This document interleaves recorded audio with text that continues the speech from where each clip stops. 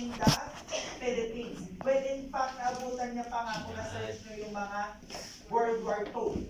So next is yung blanket naman. Diba, tagal ko Okay, yung so, pinag-aralan yan. sa blanket naman, diba sabi ko, yung patient's, yung sa good side should always touch the patient's skin. So sa blanket, na po pwedeng ang i-prioritize natin dito is yung beauty ng blanket. Ang ipakita natin. So meaning, yung good side yung nasa labas. Okay? Kasi, anyway, meron ka namang top sheet na siyang yung nagtatouch sa patient's skin. Okay? So, okay lang na yung top, yung blanket ay yung good side o yung bad side yung nasa loob. Kasi nga, mayroon naman top sheet. Okay? So the way you fold this, katulad ng bottom sheet, kung saan yung good side is inside and bad side is outside. Hindi katulad na intense, kasi intense, level of intense na katulad natin before. Okay? Hindi talaga papaluto agad ng mga tao. Hindi naman pwede ganoon. So dapat ganun pala, makikita natin yung foundation ba, halimbawa, let's say for example, gusto mo maging negosyo din ng anak mo, okay? Turuan mo na agad yung core foundation na dapat nandoon, okay? The same thing with Maria Socorro, okay? Doon pa lang, expose na siya sa businesses. Tapos, finally, your pillowcase and your pillow. Sa pillowcase, wala naman special ano dyan. Topic. Pwedeng i-4 folds lang. Nagkaroon nga ng gera, nagiba, okay, nalugi, binahapa, okay, lahat na lang. And your pillow. So, i-position mo to according sa sequence ng i-apply mo. So, ano ba dapat yung i-apply dyan? Bottom sheet. So, nailagay natin sa ilalim, i-flip mo na lang yan. Okay, para sunod-sunod na siya. Okay. Tapos, ano pang ibang kailangan natin? Family problems. Yan. So, kailangan natin ng basin na mayroong disinfectant. Kung hindi na binabanlawan, which is your saffron water or Dettol water, hindi na kailangan banlawan. Okay, tapos kailangan mo ng 2 washcloth. Yung isa pang disinfect, yung isa pang dry. Okay? Tapos kailangan mo din ng kidney tray or kidney basin. Ang purpose naman nito, lilinisin natin yung mattress, baka meron ka makuha mga particles or debris, no? Hindi yan hinuhulog sa sahig. Okay? So dapat saluhin. Kaya hindi yung ganyan mo lang yan. Parang lang. Okay? And then, Sa bahay. laundry basket. So yan ay gagamitin natin sa occupied bed. And you need a disposable gloves. Okay? Kasi nga, maganda kasi Ano lang suting ko yung kanina. okay? Ang And then wash your hands. Okay? And then wear your gloves. At kung kailangan ng negosyo, Right. ay salin lang. Hindi na po. So yung room, pag nabakante na yan, kailangan natin always to apply yung linens. Okay? Pag nabakante na isang room, lilinisin ng housekeeping yan, including yung frame. Pero yung mattress, tayo maglilinis. Okay? So now, lilinisin natin yung mattress. You have your sablon here. So sabi ko nga, di ba, bed making is an art. Hindi yung parang tayo na nagpupuna sa lamay isang bed. Okay? So ang art natin dyan is meet and technique. Okay? Paano yung meet and technique? Cover your palm with your washcloth. Keep your thumb out. And then yung excess cloth, fold it and tuck in sa yung palm. Okay? This is your mitten technique. Although meron na rin mga disposable na ganito, which is yun talagang ginagamit sa hospital. But then again, it's good to know the basic. Okay? Soak and squeeze. Okay? Lilinisin natin yung mga edges first. Top edge and yung sides. Okay? Tapos, spot, ay magano ka dito, create a spot kung saan yung pinakakalahati mo. Half-half. Hindi yung gaganyan ka. Okay? Hindi ganun. Half-half lang. Okay? Okay, so, your body mechanics should be, after soaking and squeeze, step forward your 1 foot, then bend your knees, and then lean your body forward. Okay? Then, Yung kalahati lang muna, wipe the edge, top edge, and then yung gilid. No? Sila kasi practical. Tapos, Kaya minsan yung dapat create a spot kung saan yung pinakakalahati mo. So yung shift ng iyong body weight from here to here. Okay? So ito yung kalahati ko. Now, soak and squeeze. Now you can take your kidney basin. You will clean the center. No? So clean the center, select a spot or set a spot kung saan mo kukolektahin yung mga debris. Kung merong debris, catch it with your kidney basin.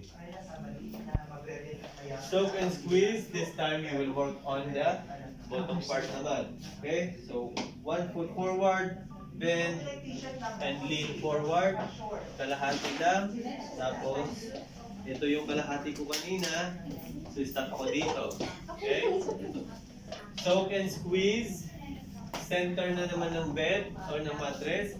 Dapat pababa lang. Kasi di ba pababa ang ganyan kanina. Ngayon kung pataas, which is dirty ito, pag sinalubong mo dun sa malinis na part, makukontaminate mo rin. So, sa kalahati kanina, okay, wipe your mattress downward, pero huwag isasagat dahil mahuhulog doon yung debris. Okay, select a spot na hindi sagad. Tapos, yun. Okay? And then, you're done.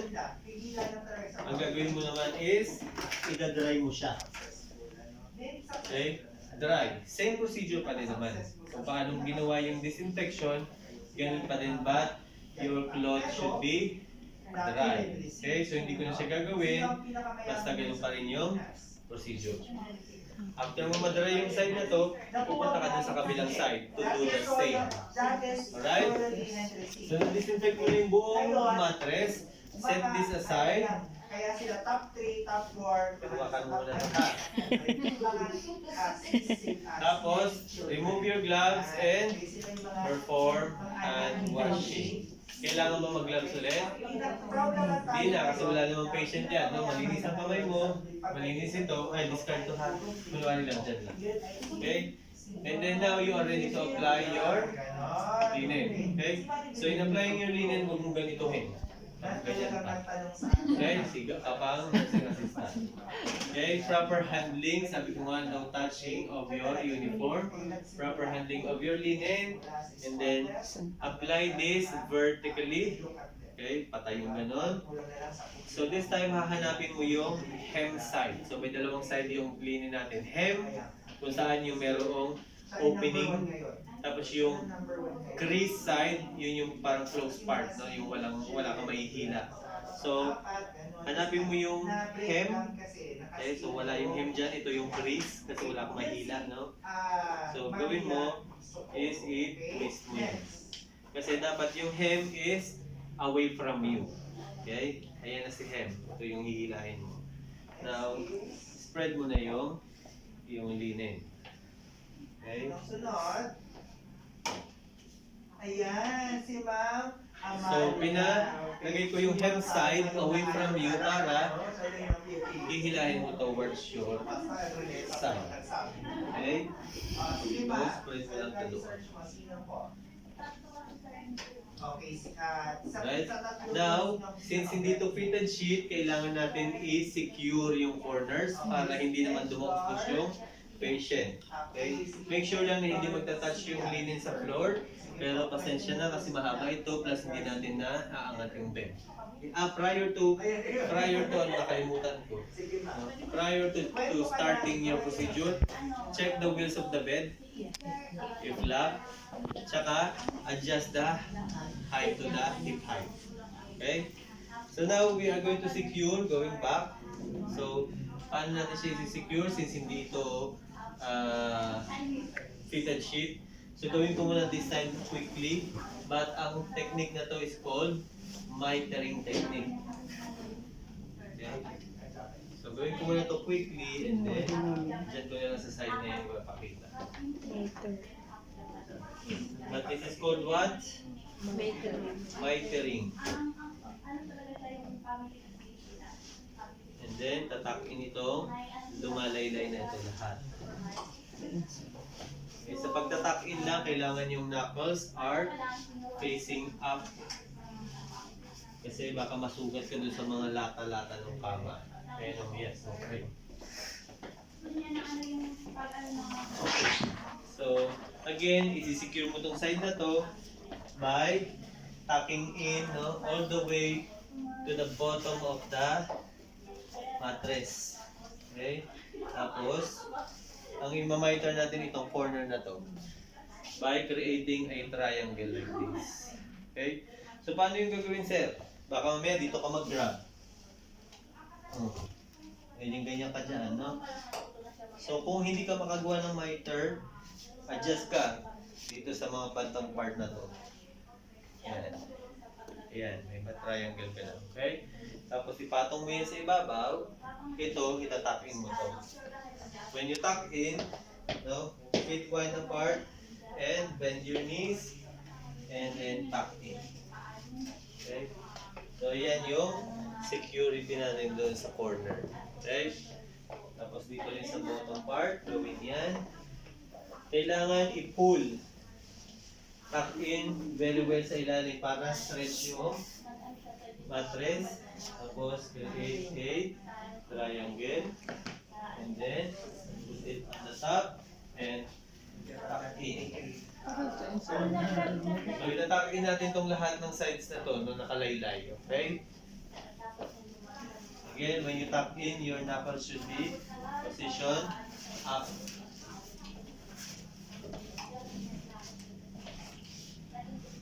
Okay?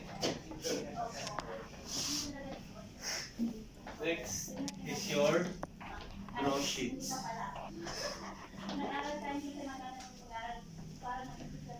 Sa draw sheet, ina-apply ito horizontally between the lower back and the back of the thigh.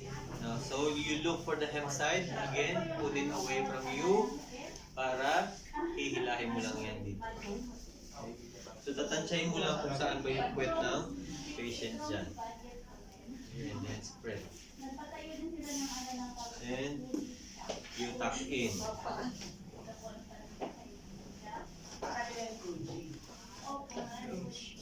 Then go on the other side and tuck in.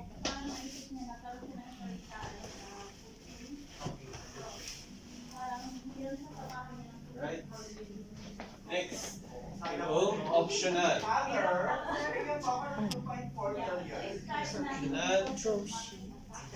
This is not a draw sheet, this is your absorbent pad. Ito hindi na kailangan i-tuck in kasi eksakto lang. Make sure na nasa buttocks yan ng patient. Okay? Hindi pwedeng mataas kasi umiihig yung likod. Okay? Hindi pwedeng nasa legs yan. Right? So, sa buttocks. Okay. Next is your top sheet. Dahil sa kanilang underrise, sa kanilang Look for, anong hanapin dito? Hem side. napakasarap na sabaw. Hem side ba to? Okay, so, i-rotate mo na lang.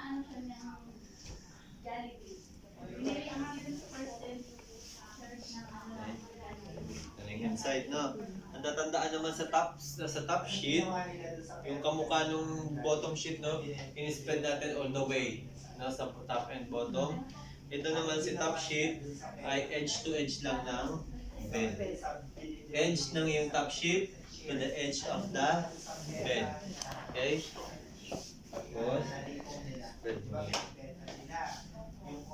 Sila pa rin ay part pa rin sila, pero majority ng shares, pinakamay-kaya na talaga. Yan, nakasayad na kasi ang haba niya. So ano yung Okay, tapos di pa natin itataas yung bed. Current lang yan ngayon. Pero sa hospital naman sakto lang yun. Okay, so spread. Ayan. Very good. Okay, yan yung Okay, spread on the other side. property corporation. Sila yung nagmamanage na? Ano minamanage ng corporation na yun? Ang itatap in mo lang is yung bottom part. Okay? So tuck in all the way under the mattress. Kailangan sakal na sakal yung mattress. Okay? Tapos, miter yung bottom part lang. Kailangan bang i-tuck in yung side? Hindi, kasi hindi makakalabas yung patient o makakapag-kumot. Di ba? So, do it here. Thank you so much. Okay? So ngayon, doon kay Edward. Pag nag-tuck in again, all the way Si Edgar, to the bottom. okay, si Edgar, okay, ay isa sa mga halimbawa ng entrepreneur na naging wise. Right, tapos, Okay? make a miter. Saan aspeto siya naging wise? Okay? And Doon pa lang sa kanyang root. Okay? Sa ibig sabihin sa kanilang family, isa na talagang Right. ito. Okay. next is your Kahit ako po, yung aking Blanket. mga kaklase po, nung college po, ay talagang aaminin ko po, ay ako na yata ang pinaka... So again, hindi na hahanapin mo si pinakamahirap. Yung parang Chemstyle. isa sa mga Hindi yan. pinaka-gaya ng lipunan. Kasi during the time... So this time, yung blanket naman, is dapat mayroong about 6 inches away, isang ganyan bakal, away from the edge of the blanket ay top sheet. Kasi mamaya ito yung i-cover mo dyan para hindi nagtatouch yung blanket sa patient skin kasi nga yung bad side yung nasa loob na. So spread, dahil yung good side ay gagamitin natin for beauty of the blanket. Spread. Isang segundo lang mahihirapan. Di ba may mga funding sa class fund. Hindi talaga ako nahihirapan kahit piso lang. Ako iduduguin eh. Sa And piso. tuck in. Hoy, ano kaya? Hoy, ganito. Ano yung ano nyo? So tuck in sa ilalim ulit. Bukas na lang, ganito. Tapos make a miter. Pero, yung pinapunta naman nila kami Okay, sa bahay, and then ay do it here.